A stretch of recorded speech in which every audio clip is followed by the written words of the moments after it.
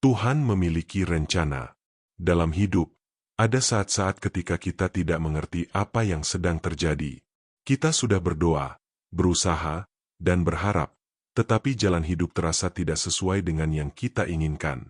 Ada doa yang belum dijawab, ada rencana yang gagal, dan ada keadaan yang membuat hati kecewa. Seringkali manusia ingin memahami semua rencana Tuhan dengan cepat.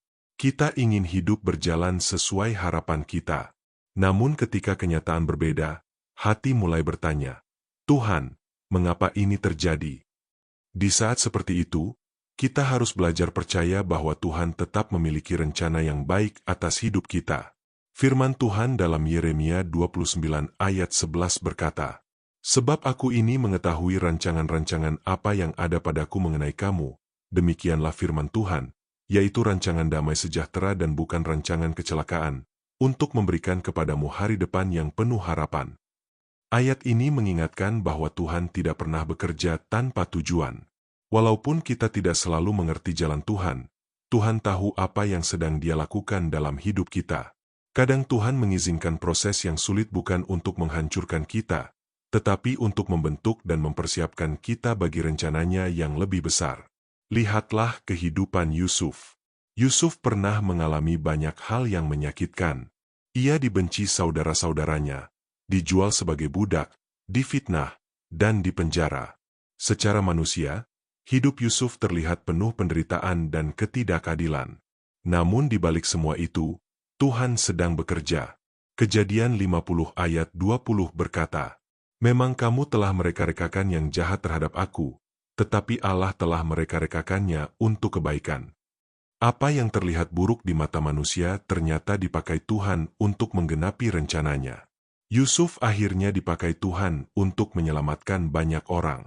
Seringkali kita juga hanya melihat masalah hari ini, tetapi Tuhan melihat masa depan kita secara keseluruhan. Kita melihat proses yang menyakitkan, tetapi Tuhan melihat tujuan yang indah di akhirnya. Karena itu jangan cepat menyerah ketika hidup tidak berjalan sesuai keinginan kita. Tuhan masih bekerja, bahkan ketika kita tidak melihatnya. Roma 8 ayat 28 berkata, Kita tahu sekarang, bahwa Allah turut bekerja dalam segala sesuatu untuk mendatangkan kebaikan bagi mereka yang mengasihi Dia. Perhatikan bahwa firman Tuhan berkata, dalam segala sesuatu. Artinya Tuhan dapat bekerja melalui keberhasilan maupun kegagalan, sukacita maupun air mata, proses maupun penantian. Kadang rencana Tuhan berbeda dari rencana kita karena Tuhan mengetahui apa yang terbaik bagi hidup kita. Ada pintu yang ditutup Tuhan untuk melindungi kita. Ada penantian yang diizinkan Tuhan untuk membentuk iman kita. Ada proses yang dipakai Tuhan supaya kita semakin dekat kepadanya. Tugas kita bukan memahami semua rencana Tuhan, tetapi percaya kepada Tuhan yang memegang rencana itu. Amsal 3 ayat 5-6 berkata, Percayalah kepada Tuhan dengan segenap hatimu, dan janganlah bersandar kepada pengertianmu sendiri.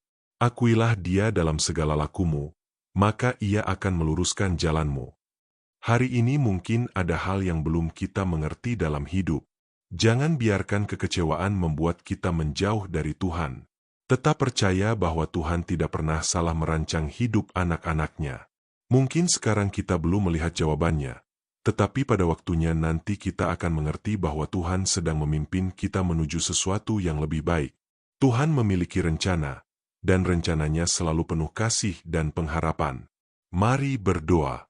Tuhan, terima kasih karena Engkau memiliki rencana yang indah atas hidup kami. Saat kami tidak mengerti jalan-Mu, ajarlah kami untuk tetap percaya kepadamu. Kuatkan hati kami dalam setiap proses dan penantian hidup. Tolong kami agar tidak bersandar pada pengertian sendiri, tetapi tetap berharap kepada kehendak-Mu. Kami percaya Engkau sedang bekerja mendatangkan kebaikan dalam hidup kami. Di dalam nama Tuhan Yesus kami berdoa. Amin. Terima kasih sudah mendengarkan renungan hari ini. Tuhan memberkati.